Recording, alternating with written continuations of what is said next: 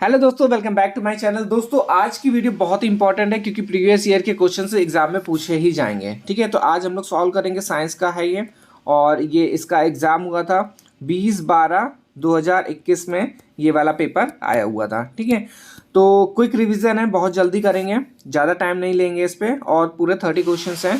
तो देखिए, क्वेश्चन के साथ साथ इस पे एक्स्ट्रा क्या बोलेंगे, एक्स्ट्रा पॉइंट्स भी हैं, तो उस वो जरूर ध्यान दीजिएगा क्योंकि इससे भी क्वेश्चन पूछे जा सकते हैं। तो पहला क्वेश्चन इस पे दिया गया है, किसी ट्रायल कमरे में यदि आप दो समांतर समतल दर्पणों के बीच खड़े हो तो आपके कितने प्रतिबिंब बनेंगे। तो इसका आंसर याद रखिएगा, इन्फिनाइट प्रतिबिंब बनेंगे। और दो समांतर दर्पणों के बीच रखे वस्तु के अनंत प्रतिबिंब बनते हैं। इसी प्रकार समकोण पर झुके दो दर्पणों के बीच रखे वस्तु के कितने प्रतिबिंब बनेंगे, 3 बनेंगे। और यदि दो समतल दर्पण से थीटा डिग्री पर हो झुके हों तो उसके कितने प्रतिबिंब बनेंगे। तो इसका ये फॉर्मूला है 360 डिग्री अपॉन थीटा माइनस 1। ठीक है, तो ये फॉर्मूला याद रखिएगा क्योंकि इससे भी क्वेश्चन डायरेक्ट पूछा जा सकता है।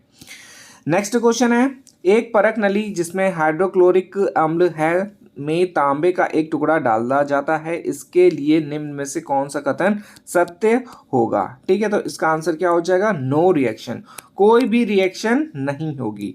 ठीक है, तो HCl प्लस Cu कोई भी रिएक्शन नहीं होगी। अधातु समानता अम्लों से अभिक्रिया नहीं करते हैं, परंतु धातु अम्लों से अभिक्रिया करते हैं और हाइड्रोजन गैस उत्पन्न करते हैं। इसीलिए हाइड्रोक्लोरिक अम्ल में तांबे का टुकड़ा डालने पर कोई अभिक्रिया नहीं होगी। ठीक है, तो खाली आपको ये याद रखना कि HCl प्लस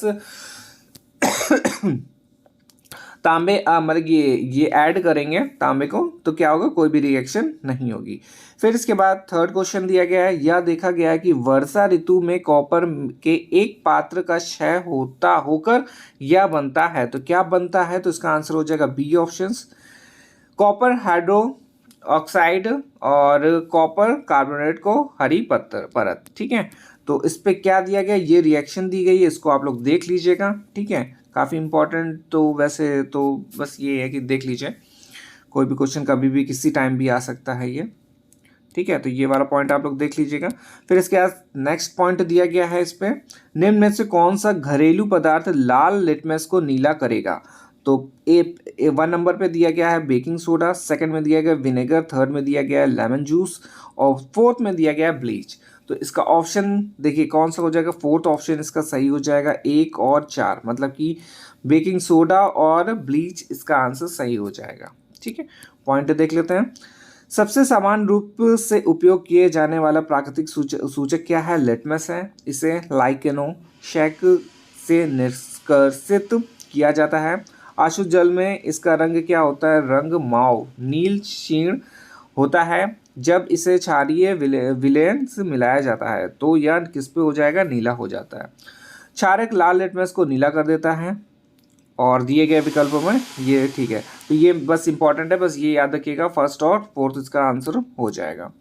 फिर इसके बाद 65 क्वेश्चन नंबर में दिया गया था, उस जोड़े का पहचान कीजिए जो ज्वाला के सदन के साथ दहन करते हैं। तो इसका आंसर क्या हो जाएगा, ए ऑप्शन हो जाएगा, कपूर और मैग्नीशियम। ठीक है, फिर इसके बाद क्वेश्चन दिया गया है क्वेश्चन नंबर 66, क्लोनिंग के संदर्भ में निम्नलिखित में से कौन सा कथन सर्वदा सही है।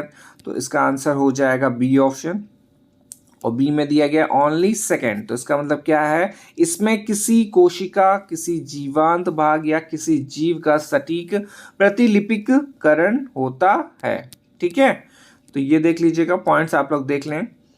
और फिर इसके बाद क्वेश्चन दिया गया है, उबलते जल से आधी भरी तथा कस कर बंद की गई एक प्लास्टिक की बोतल कुछ समय के लिए शांत छोड़ देने पर टूट जाती है। कारण इस पे दिया गया, बोतल का तापमान कम होने पर हवा का दबाव कम हो जाता है।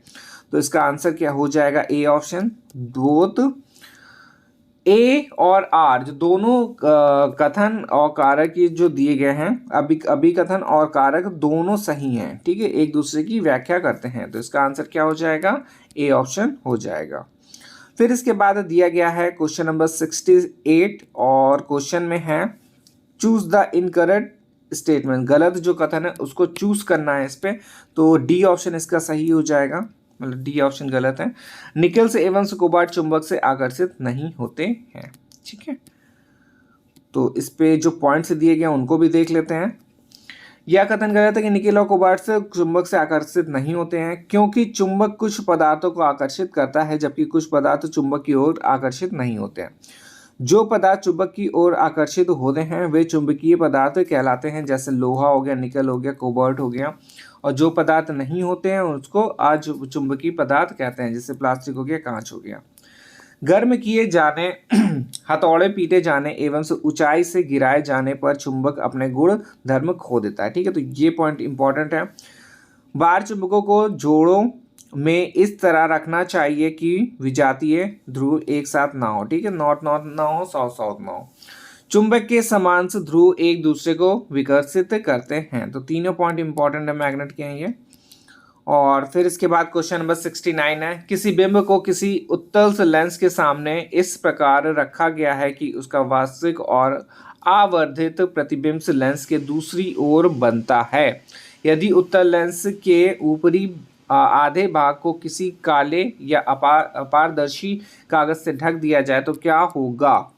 तो इसका आंसर हो जाएगा डी ऑप्शन हो जाएगा, प्रतिबिंब की तीव्रता घट जाएगी। ठीक है, तो देखिए काफ़ी इंपॉर्टेंट ये वाले क्वेश्चन हैं, ये दिया गया है, आप लोग स्क्रीनशॉट ले लीजिएगा। ठीक है, और फिर इसके बाद एक क्वेश्चन 70 नंबर क्वेश्चन में दिया गया है, एक कार से जो 120 किलोमीटर प्रति घंटे की अधिकतम से चाल से गति कर सकती है तो 372 किलोमीटर की दूरी 7 घंटे 45 मिनट में तय करती है। इस कार की अधिकतम और औसत चाल कितना होगा? ठीक है, तो मैथ्स का फॉर्मूला लगा के आप लोग इसको सॉल्व कर सकते हैं। देखिए कैसे करा गया है इस पे, ये यहाँ पे दी गई है अधिकतम चाल 120 किलोमीटर प्रति घंटा और कार की औसत दूरी हो जाएगी दूरी अपॉन से कुल समय, तो दूरी ये हो जाएगा। बाकी इससे आप लोग सॉल्व कर सकते हैं कुल समय से, तो इसका आंसर आ जाएगा 48 किलोमीटर पर आवर। ठीक है, दोनों में चाल में जो अंतर है अधिकतम से और औसत को माइनस कर देंगे तो ये यहाँ पे आ जाएगा अंतर। ठीक है, तो इससे आप लोग सॉल्व कर लीजिएगा। अगर नहीं सॉल्व कर पाएंगे तो आप लोग पहले तो मैथ्स वाले फॉर्मूला देख लीजिएगा जो भी कन्वर्ट करने वाले हैं। ठीक है, तो किलोमीटर पर आवर और ये मीटर पर सेकेंड वाले, क्योंकि इससे भी क्वेश्चन आपसे पूछा जा सकता है। फिर इसके बाद दिया गया निम्नलिखित में भूकंप से संबंधित कौन सा कथन गलत है? तो इसका आंसर हो जाएगा बी ऑप्शन। ठीक है, तो ये वाला गलत है। रिएक्टर पैमाने पर 3 की तीव्रता का भूकंप सुनामी को प्रेरित कर सकता है। ठीक है, ये दिया गया है यहाँ पे। और फिर इसके बाद क्वेश्चन है 72, इस पे दिया गया है तीन विभिन्न घनत्व लेकर से समान आकार वाली वस्तुएं ए बी सी को एक ध्रुव में डाला जाता है।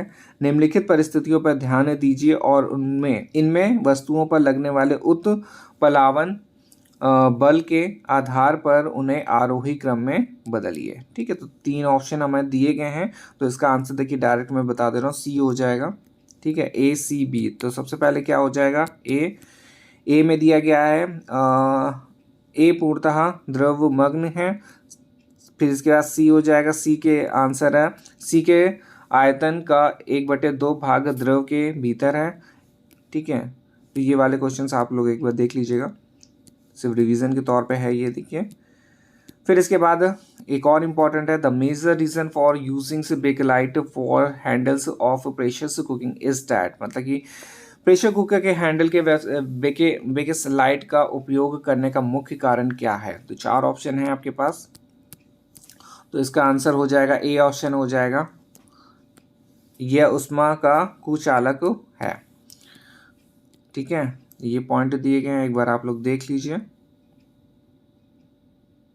फिर इसके बाद क्वेश्चन नंबर 74 और इस पे दिया गया है जो विटामिन उपचायस करोधी भी हैं वे हैं, कौन से हो जाएंगे? बी ऑप्शन हो जाएंगे, ए सी एंड ई। जो विटामिन रोगी हैं वो ए सी और ई हो जाएंगे। ठीक है, और ए सी ई में एंटीऑक्सीडेंट यानी उपचायक तत्व का गुण पाया जाता है। फिर इसके बाद नेक्स्ट क्वेश्चन है क्वेश्चन नंबर 76 और इस पे दिया गया है निम्न कथनों में से सही कथन का चुनाव करिए। तो सही कथन कौन सा हो जाएगा? बी ऑप्शन इसका सही आंसर है। तो बी में दिया गया है बी और सी, मतलब कि बी और सी सही है। Malaria is caused by plasmodium और typhoid is caused by bacteria. ठीक है, तो इसको याद रखिएगा। ये डिजीज़ वाले क्वेश्चन आप लोग ज़रूर से ज़रूर देख लीजिएगा कि इससे भी क्वेश्चन, देखिए इससे आपके कंफर्म है कि एक दो क्वेश्चन आएंगे आएंगे। तो ये वाला, ये जो पूरी लिस्ट होती है ना, वो एक बार कहीं से ढूंढिए और इसको याद करिए। अब देखिए यहाँ पे कुछ क्वेश्चन दिए गए हैं, तो उसको भी आप लोग देख लें। मलेरिया प्लाज्मोडियम से होता है। मादा एनोफ्लीज मच्छर से मलेरिया परजीवी के वाहक होते हैं। और टाइफाइड जो है साल्मोनेला टाइफी से जीवाणु से होता है। खसरा जो है मॉर्बेली विषाणु से होने वाला रोग है। और कुष्ठ रोग हो जाएगा जीवाणुओं से होने वाला रोग है। ठीक है, तो ये इंपॉर्टेंट है, देख लीजिएगा। कोई भी क्वेश्चन इससे आपसे पूछा जा सकता है। ठीक है, ये क्वेश्चन मैच में भी आ सकते हैं, डायरेक्ट ऐसे ना आके जो मैच वाले होते हैं वो भी वैसे भी पूछा जा सकता है। फिर है मुर्गी में बाह्य निषेचन होता है और मुर्गी एक अंड प्रजक जंतु है। तो इसका आंसर सी हो जाएगा। ठीक है, S2 सही है, ये वाला सही है, बट ये गलत है। फिर इसके बाद क्वेश्चन दिया गया 78, उल्लू जैसा रात का पक्षी रात में बहुत अच्छी तरह देख सकता है लेकिन दिन में नहीं। और कारण इसका दिया गया, रात में पक्षियों के रेटिना में कम शंकु और अधिक जड़ें होती हैं। तो इसका आंसर हो जाएगा ए ऑप्शन, बोथ, मतलब कि दोनों इसका सही आंसर है। ठीक है, तो जो अभी कथन दिया गया वो भी और कारक जो दिया गया है वो भी, तो दोनों इसके सही आंसर हो जाएंगे। फिर इसके बाद क्वेश्चन दिया गया है क्वेश्चन नंबर 79, निम्नलिखित में से किसका सेवन बढ़ाना आपके भोजन में कार्बोहाइड्रेट का स्तर बढ़ाने में मदद करेगा। तो इसका आंसर हो जाएगा ए ऑप्शन, मक्के का। और उपयुक्त से भोजन में मक्का का सेवन बढ़ाने से कार्बोहाइड्रेट के स्तर जो बढ़ने में मदद करेगा। कार्बोहाइड्रेट मुख्य रूप से हमारे शरीर को ऊर्जा प्रदान करता है, जबकि सोयाबीन तथा बादाम सेवन से वसा तथा प्रोटीन, ये याद रखिएगा, वसा और प्रोटीन का स्तर बढ़ता है। मटर के सेवन से प्रोटीन के स्तर में वृद्धि होती है। ठीक है, तो खाने पीने वाली चीज़ें जितनी भी हैं आप लोग ध्यान दीजिएगा। फिर इसके बाद क्वेश्चन दिया गया निम्नलिखित में से कथन पढ़िए और सही विकल्प चुनिए। तो कौन सा विकल्प सही है बताना है। अभी कथन दिया गया, सर्दी के एक ठंडे दिन की अपेक्षा ग्रीष्म ऋतु में गर्म दिन में ध्वनि की चाल अधिक होती है। और कारण दिया गया है, गर्म हवा का घनत्व ठंडी हवा के घनत्व से कम होता है। तो इसका आंसर हो जाएगा B option, both are correct but व्याख्या नहीं करता है। ठीक है, तो दोनों इसके जो दिए गए हैं अभिकथन और कारक दोनों सही हैं, बट एक दूसरे का व्याख्या नहीं करते हैं। फिर इसके बाद दिया गया है, निम्नलिखित में से कौन सा विज्ञान से परीक्षण करने के संदर्भ में सही नहीं है। तो इसका आंसर हो जाएगा सी ऑप्शंस, या प्राकृतिक परिघटना के संदर्भ में निष्पक्ष सच्चाइयां देता है। ठीक है, अब इस पे जो पॉइंट्स दिए गए हैं वो भी देख लेते हैं। सबसे पहला पॉइंट दिया गया, प्रक्षेपण में देखना, चखना, छूना, सुनना और सूंघना सम्मिलित करता है। वह ये बताने पर केंद्रित रहता है कि यह क्या है और यह किसी परिघटना के बारे में प्राथमिक आंकड़ों एकत्रित करने की में सहायता करता है। फिर इसके बाद एक और इम्पॉर्टेंट क्वेश्चन है, विज्ञान शिक्षण पर राष्ट्रीय पाठ्यचर्या रूपरेखा 2005 के स्थिति पत्र के अनुसार से निम्नलिखित में से कौन सा एक महत्वपूर्ण और स्थानांतरीय कौशल है जो बच्चों को विज्ञान सिखाने में सहायता करता है। तो इसका जो ऑप्शन है वो हो जाएगा सी ऑप्शन, वैज्ञानिक जांच पड़ताल की प्रक्रिया को समझने की क्षमता। फिर इसके बाद दिया गया क्वेश्चन नंबर 83, जब हम यह कहते हैं कि वैज्ञानिक ज्ञान अस्थायी है तो उससे हमारा अभिप्राय क्या है। तो इसका आंसर हो जाएगा सी ऑप्शन, कि विद्यमान वर्तमान वैज्ञानिक ज्ञान से नए सबूतों के प्रकाश में संशोधित हो सकता है। ठीक है, और फिर इसके बाद 84 में दिया गया है, कक्षा 8 में विद्युत विषय पढ़ाते हुए शिक्षक ने कहा, थॉमस एडिसन ने प्रकाश बल्ब के तंतु के निर्माण के लिए हजारों बार प्रयोग किया। तो इसका आंसर हो जाएगा सी ऑप्शन, विज्ञान के अनुभव सिद्ध प्रकृति है ये। तो फिर इसके बाद क्वेश्चन नंबर 85 और इस पे दिया गया, एक शिक्षक छात्रों में वैज्ञानिक उद्यम के सार को निम्नलिखित कार्य नीतियों द्वारा विकसित मन में बैठाना कर सकता है इसके सिवाय। तो कौन सा इसका ऑप्शन सही हो जाएगा? तो इसका आंसर हो जाएगा सी ऑप्शन। ठीक है, सी ऑप्शन में दिया गया है छात्रों से अपेक्षित हो कि वे तत्वों को याद कर रखें और आवश्यकता के समय में उन्हें प्रयुक्त करें। फिर इसके बाद क्वेश्चन है क्वेश्चन नंबर 86 और इस पे दिया गया उपचारात्मक शिक्षण आयोजन करने में निम्नलिखित में से क्या सबसे महत्वपूर्ण विचार बिंदु है? तो इसका आंसर हो जाएगा ए ऑप्शन से प्रगति की व्यक्तिगत दर पर ध्यान देना। अब इम्पॉर्टेंट पॉइंट्स है वो भी देख लेते हैं इस पे।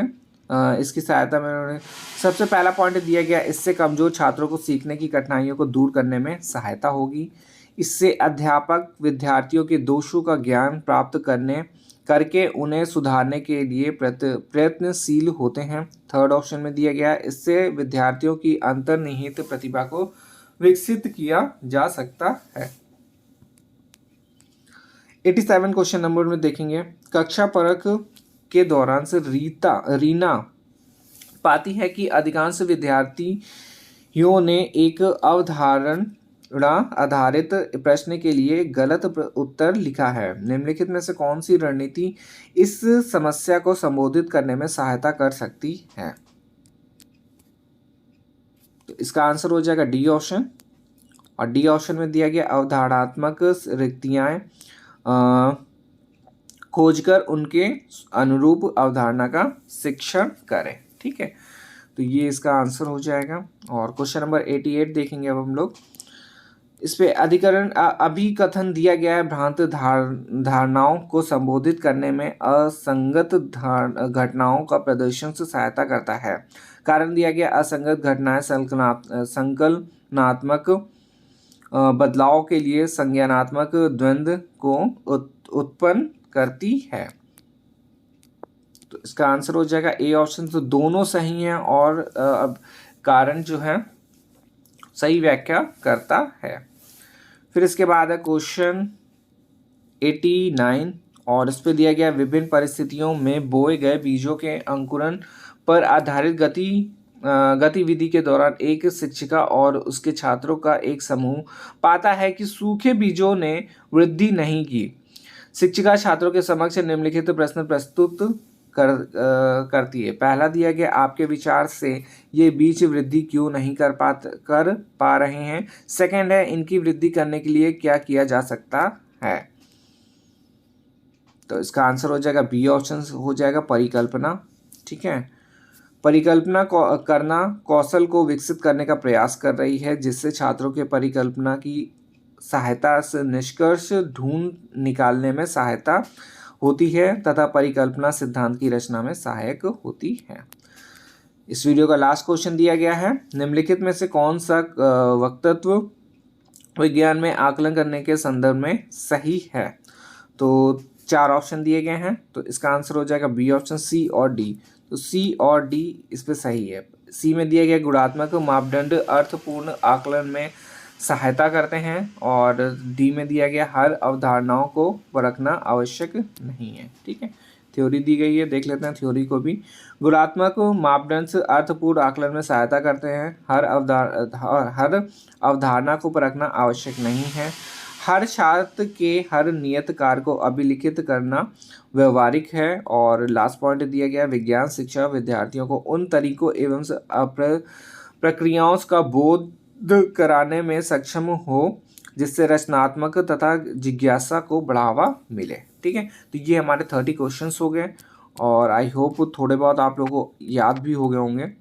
ठीक है, देखिए कुल मिला के ये है कि एग्ज़ाम टाइम में आप लोग के ये ना हो कि क्योंकि क्वेश्चंस जो हैं इसके इस बार हो सकता है थोड़े से बहुत टफ भी बन सकते हैं, क्योंकि सेकेंड टाइम पहले टाइम में चलो इजी क्वेश्चंस हो गए थे, कुछ इजी थे कुछ टफ थे, बट इस बार थोड़ा सा लेवल हाई हो सकता है। ठीक है, तो क्वेश्चन आप लोग और भी पढ़ लें जितना हो सके, जहाँ से भी हो सके, और छोटी छोटी चीज़ों को ध्यान रखें।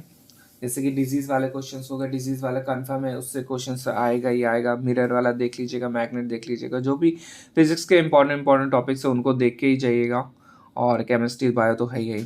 ठीक है, तो ये वीडियो आप लोग देखिए, रिवाइज करिए, और बाकी हम लोग नेक्स्ट वीडियो में मिलते हैं और भी इंपॉर्टेंट क्वेश्चंस के साथ। ठीक है, धन्यवाद।